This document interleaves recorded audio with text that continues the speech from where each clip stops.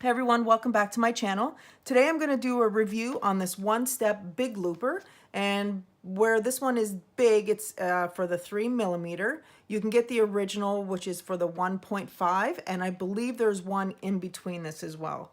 Michael's only had the 3mm in stock, so I thought I would give it a try. For forms and trim wire between 24 to 18 gauge wire, so that's what it recommends that you use. This is made by Beadsmith, and it has simple instructions on it, and I've seen people use these on videos, so I thought, you know, this might help with my frustration level. As you've heard me talk about this in past videos, I'm not very good at making these loops. I don't take you through the process because it's just a waste of time, and waste of time, and take me 20 minutes to do it, and my frustration and what have you. So I'm going to give this a whirl, and hopefully this is going to be a great tool. All right. So from what I've seen, it's pretty simple to use, and of course called one-step looper. Obviously it's going to be. So I'm just going to use an eye pin here today. This one is probably closer to the 1.5, maybe 2 something millimeters in the loop. So the one I'm going to create is going to be a little bit bigger. I'll use the red just so you can see it a little easier. And all you do is thread the bead on, and keep my hand up so I can see what's going on here. So leave it open, and on this part here there's a little hole. So when I put this wire through, this pin through, it's going to come over to the other side through the hole.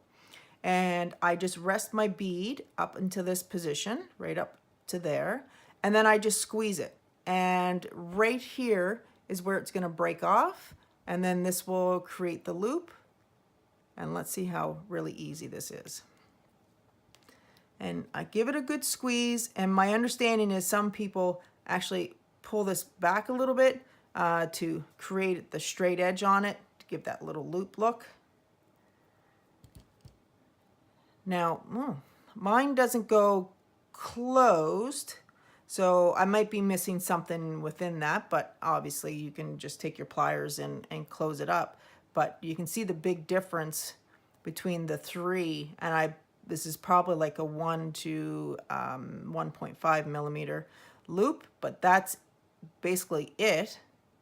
And I really think this is gonna, oh my God, this is really gonna help me through this process. It's so frustrating, very, very frustrating. So it's open for me to thread it. If I was to do another loop or something on another project, I could easily thread it and then just close it up. So that will take nothing to close it up. So if you don't have one of these, now they are expensive. This was almost $40 at Michael's, but if you use your coupon, you can get it obviously cheaper. So if you get the 40 to 50% off, I highly recommend it. This is awesome. Oh my God, this is going to save me so much time and so much frustrations. If you have any other things that you guys do with these, or any suggestions on that, or put it in the comments below. Anything that can help out others or myself would be greatly appreciated. Please be sure to like and subscribe and comment below.